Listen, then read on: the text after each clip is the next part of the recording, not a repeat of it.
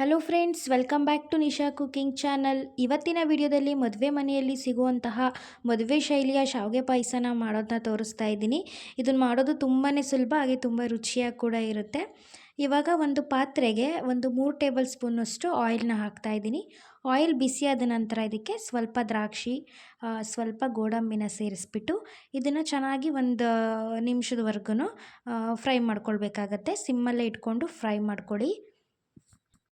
ನೋಡಿ, ದ್ರಾಕ್ಷಿ ಮತ್ತು ಗೋಡಂಬಿ ಈ ಥರ ಫ್ರೈ ಆದಮೇಲೆ ಇದನ್ನು ಒಂದು ಪ್ಲೇಟ್ನಲ್ಲಿ ಹಾಕ್ಬಿಟ್ಟು ಇದನ್ನು ಎತ್ತಿಟ್ಕೊಳ್ಳಿ.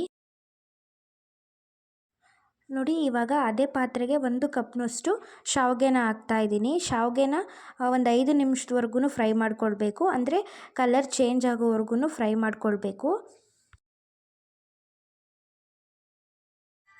ಇವಾಗ ನೋಡಿ, ಈ ರೀತಿ ಕಲರ್ ಬಂದಿದೆ. ಈ ರೀತಿ ಕಲರ್ ಚೇಂಜ್ ಆಗೋವರೆಗೂ ಕೂಡ ನೀವು ಫ್ರೈ ಮಾಡ್ಕೊಳ್ಬೇಕು. ನಂತರ ಇದಕ್ಕೇನೆ ನಾನು ಡೈರೆಕ್ಟಾಗಿ ಒಂದು 3 ಕಪ್ನಷ್ಟು ಹಾಲನ್ನ ಸೇರಿಸ್ತಾ ಇದ್ದೀನಿ. ಹಸಿ ಹಾಲನ್ನಾದರೂ ಹಾಕ್ಕೋಬೋದು, ನೀವು ಕಾಸಿರೋ ಹಾಲನ್ನು ಸಹ ಹಾಕೊಬೋದು. ನೀವು ಹಸಿ ಹಾಲನ್ನೇ ಡೈರೆಕ್ಟಾಗಿ ಹಾಕೋದಾದರೆ 2 ಕಪ್ನಷ್ಟು ಹಾಲನ್ನ ಹಾಕ್ಬಿಟ್ಟು 1 ಕಪ್ನಷ್ಟು ನೀರನ್ನ ಸೇರಿಸಿ, ನಾನು ಕಾಸಿರೋದ್ರಿಂದ ಡೈರೆಕ್ಟಾಗಿಯೇ 3 ಕಪ್ನಷ್ಟು ಹಾಲನ್ನ ಸೇರಿಸ್ತಾ ಇದ್ದೀನಿ. ಹೀಗೆ ಮಾಡೋದ್ರಿಂದ ಪಾಯಸ ತಣ್ಣಗಾದ್ಮೇಲೆ ಗಟ್ಟಿ ಆಗೋದಿಲ್ಲ ಬೇಗ. ಇವಾಗ ಶಾವಿಗೆ ತೊಗೊಂಡಿದ್ನಲ್ಲ, ಅದೇ ಕಪ್ನಲ್ಲಿ ನಾನು ಅರ್ಧ ಕಪ್ನಷ್ಟು ಸಕ್ಕರೆ ಮತ್ತು ಅರ್ಧ ಟೇಬಲ್ ಸ್ಪೂನು ಏಲಕ್ಕಿ ಶುಂಠಿ ಪೌಡರ್ನ ಸೇರಿಸ್ತಾ ಇದ್ದೀನಿ.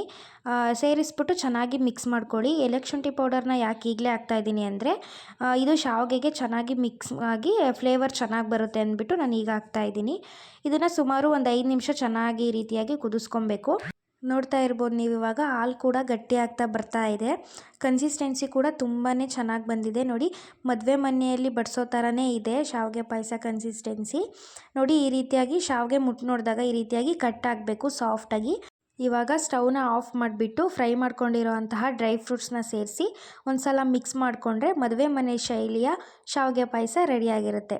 ನೋಡಿದ್ರಲ್ಲ ವೀಕ್ಷಕರೇ, ಎಷ್ಟು ಈಸಿಯಾಗಿ ಮದುವೆ ಮನೆಯಲ್ಲಿ ಸಿಗುವಂತಹ ಬಡಿಸೋವಂತಹ ಶಾವಿಗೆ ಪಾಯಸನ ತೋರಿಸಿದ್ದೀನಿ ಅಂತ.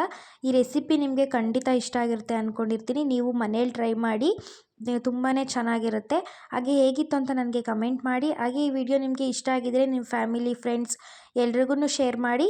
ನನ್ನ ಚಾನಲ್ನ ಸಬ್ಸ್ಕ್ರೈಬ್ ಮಾಡ್ಕೊಳ್ಳಿ, ಪಕ್ಕದಲ್ಲಿರೋ ಬೆಲ್ ಐಕಾನ್ನ ಕ್ಲಿಕ್ ಮಾಡಿ. ಹಾಗೆ ಇದರಿಂದ ನಿಮಗೆ ನಾನು ಯಾವುದೇ ವಿಡಿಯೋ ಹಾಕಿದ್ರೂ ಫಸ್ಟ್ ನೋಟಿಫಿಕೇಷನ್ ನಿಮಗೆ ಬರುತ್ತೆ.